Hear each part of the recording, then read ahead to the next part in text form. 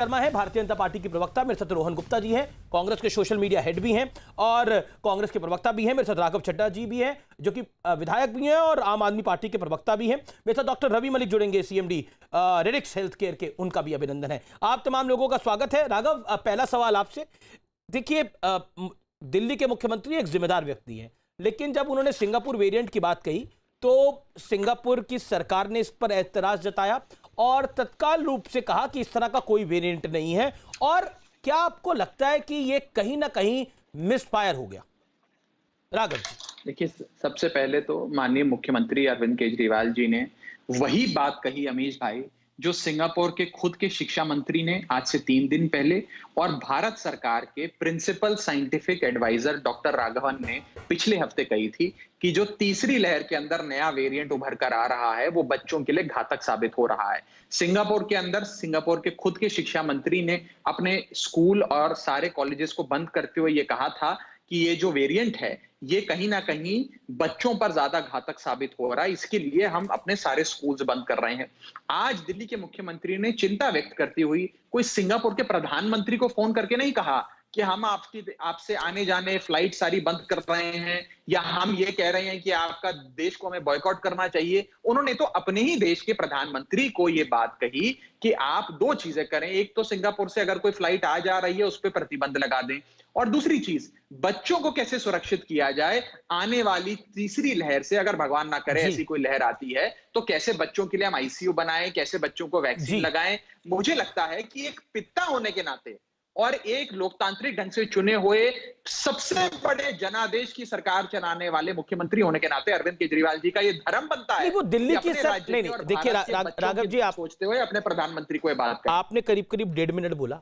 वो दिल्ली के मुख्यमंत्री हैं, वो दिल्ली के लोगों की सेवा करें जिसके लिए उनको चुना गया है, इसमें कोई दो राय नहीं है और वो कर भी रहे हैं।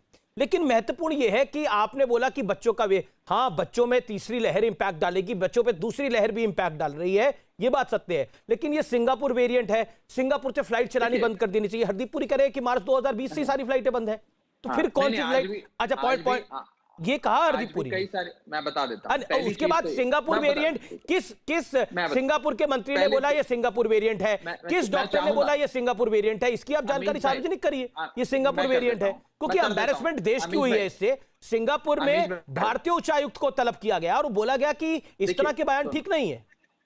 2 बातें, बस 2 बिंदु बोलूंगा अमीश भाई। पहली तो अरविंद केजरीवाल जी की ट्वीट आप जरूर अपने चैनल पर दिखा रहे होंगे, मैं स्क्रीन नहीं देख पा रहा हूं। उन्होंने कहीं भी सिंगापुर वेरिएंट या सिंगापुर म्यूटेशन की बात नहीं कही है। उन्होंने सिर्फ ये कहा है कि, और वही बात जो सिंगापुर के शिक्षा मंत्री ने कही है कि ये जो नया रूप है कोरोना का, ये बच्चों के लिए घातक साबित हो रहा है। सिंगापुर के अंदर ऐसे मामले आए हैं, सिंगापुर में आया। देखिए अब आप देखिए राघव, मेरे पास ट्वीट सामने चल रहा है। उन्होंने कहा सिंगापुर में आया कोरोना का नया रूप, यानी इसको अंग्रेजी में अगर आप तब्दील करेंगे तो सिंगापुर वेरिएंट। सुन लीजिए, सिंगापुर वेरिएंट।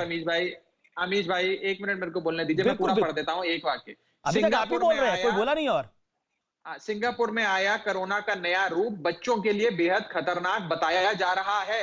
यही बात तो एजुकेशन मिनिस्टर सिंगापुर ने भी यही कही कि जो नया वेरिएंट आया है ये बच्चों के लिए घातक बताया जा रहा है। अब ये नया वेरिएंट कौन से देश से आया है, कौन से देश का है, ये तो ना अरविंद केजरीवाल जी ने कहा ना सिंगापुर ने कहा, इसको भारत सरकार ने राजनीति बनाई। नंबर 2, देखिए आपको हिंदी भी आती है, अंग्रेजी भी आती है। अब मुझे बताइए, अब नहीं राघव चड्ढा, देखिए ये तो पूरी बहस को ही आप डिरेल कर रहे हैं इस बात को कह के कि देखिए उन्होंने बोला ही नहीं ऐसा। सिंगापुर की सरकार नहीं समझ पा रही, भारत के विदेश मंत्री नहीं समझ पा रहे, भारत की सरकार नहीं समझ पा रही, कोई सरकार नहीं समझ पा रही कि केजरीवाल ने क्या बोला। क्या आपको लगता है कि सिंगापुर की सरकार खंडन ऐसे ही कर देगी, नाराजगी ऐसे ही जता देगी? It is published in international papers. चलिए, मैं What अरविंद केजरीवाल said, और उनका ट्वीट मैं चला रहा हूं। उनके ट्वीट में सिंगापुर से आया नया कोरोना का नया रूप, यानी सिंगापुर से आया, सिंगापुर वेरिएंट की बात कर रहे हैं। हिंदी में इसका मतलब यह है। अमीश भाई आपने 2 चीजों की बात कही, सिंगापुर वेरिएंट की और एम्बैरेसमेंट की। मैं दोनों पे जवाब दे देता हूं। मैं ना समझ हो सकता हूं, मैं पूरा जो इसकी जजमेंट है नहीं, मैं किसी को ना समझ नहीं कह रहा, मैं आपको छोड़ता हूं। जी ठीक है, मैं दर्शकों पे छोड़ता हूं ना, आप भी दर्शकों पे छोड़िए। सीधी चीज कही अरविंद केजरीवाल जी ने, जो शिक्षा मंत्री ने सिंगापुर के खुद कही और साइंटिफिक एडवाइजर भारत सरकार ने कही। सिंगापुर में आया कोरोना का नया रूप, बच्चों के लिए बेहद खतरनाक बताया जाए। एक पिता होने के नाते, एक मुख्यमंत्री होने के नाते ये उनका धर्म है कि वो अपनी सरकार को ये बताएं अगर कहीं बच्चों के लिए कोई खतरा पैदा हो रहा है। तो और वो दूसरी चीज हो चीज, तो सही, जहां ठीक है। अंतर्राष्ट्रीय मंच पर आपने अंतर्राष्ट्रीय मंच पर एम्बैरेसमेंट की बात कही, अरविंद केजरीवाल जी और आम आदमी पार्टी को बच्चों की चिंता है, भारतीय जनता पार्टी की सरकार को प्रधानमंत्री की छवि की चिंता है। वो इमेज मैनेजमेंट और इलेक्शन मैनेजमेंट में लगे हैं, हम कोरोना मैनेजमेंट में लगे हैं, ये फर्क है। और जहां तक एमईए का सवाल है, बस फैक्ट ये भी है, लेकिन फैक्ट ये भी है कि सिंगापुर इस मुश्किल के दौर में भारत के साथ तटस्थ खड़ा रहा है। अगर आज हमारा विदेश मंत्रालय जितनी फुर्ती से अरविंद केजरीवाल जी के बयान का खंडन करने के लिए मैदान में उतरा, अगर उससे आधी फुर्ती इन्होंने वैक्सीन जो भारत सरकार ने पाकिस्तान, बांग्लादेश, अफगानिस्तान भेज दी, उस एक्सपोर्ट को रोकने में लगाता, तो शायद हिंदुस्तान में कई जानें बच जाती। अगर वैक्सीन इंपोर्ट करने में विदेश मंत्रालय काम करता, लगभग तो 6 मिनट भारत में में आपके जानें पास बच रहा हूं। जाती। अब मैं रुक करता हूं नुपुर शर्मा का। नुपुर शर्मा, आपने पिछले 6 मिनट में राघव चड्ढा को सुना है, वो तो कह रहे हैं अरविंद केजरीवाल ने तो सिंगापुर वेरिएंट बोला ही नहीं। ये कहानी कहां से खड़ी हो गई? ये सिंगापुर की सरकार को कैसा लग रहा है? ये बीजेपी को कैसा लग रहा है? ये केंद्र की सरकार को क्यों लग रहा है? और बीजेपी नरेंद्र मोदी की, प्रधानमंत्री की छवि को लेकर चिंतित है। मैं 2 बात कहूंगी। सबसे पहले तो अमीश जी, बहुत अच्छा लगा आपको वापस स्वस्थ देख के। आपको शुभकामनाएं, आप ऐसे ही ठीक रहे। दूसरी बात मैं कहना चाहूंगी कि खासकर आम आदमी पार्टी के लिए मतलब बेशर्मी की हद है। अंतरराष्ट्रीय स्तर पे इनको झाड़ पड़ गई। किस तरीके से हाई कमीशन ने अरविंद केजरीवाल जी, आपने सही पकड़ा, दिल्ली के मुख्यमंत्री हैं, अमेरिका के मुख्यमंत्री हैं, भारत के मुख्यमंत्री नहीं है। चाहते वो यही है, वो मेगालोमेनिया ऐसा है कि उनको लगता है कि वो यूनिवर्स के बिल्कुल मुख्यमंत्री बनेंगे, लेकिन ऐसा होता नहीं है। जिस तरीके से उनको झाड़ पड़ रही है, अंतरराष्ट्रीय स्तर पे उनकी बेइज्जती हो रही है, साफ 2 बात हो गई है। सबसे पहली तो आधी जानकारी दुगनी बेईमानी।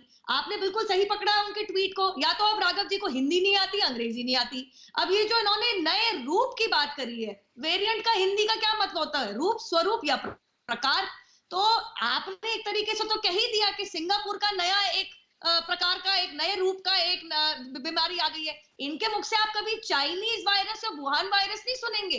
यहीं पे लेकिन वो कह रहे हैं कि आपको सिंगापुर की चिंता है, हमें देश की चिंता है, हमें बच्चों की चिंता है। देखिए, इनको अगर कोई भी चिंता होती बच्चों की या दिल्ली के नागरिकों की, तो ये 3 चीज करते। मैं इनके ऊपर नहीं बोली। 6 मिनट अपना भाषण देके, जलेबी बना के, आप अपनी बात को रखिए, वो भी अभी आपके बीच में भी नहीं बोलेंगे, आप अपनी बात को रखिए। हाँ, अब ये अगर इनको बच्चों की या नागरिकों की या दिल्ली की जनता की थोड़ी सी चिंता होती, तो ये 3 चीज करते। सबसे पहले आप देखिए, इनका आज ये हाल हो गया है कि बैठे बैठे क्या करें, करना है कुछ काम, चलो अनर्गल बातें कर ले, टीवी पे बना रहेगा नाम। कैसे? अब ये उच्च न्यायालय में कहते हैं 15,000 बेड पाइपलाइन में है, बनेंगे कोरोना वायरस संक्रमित लोगों के लिए।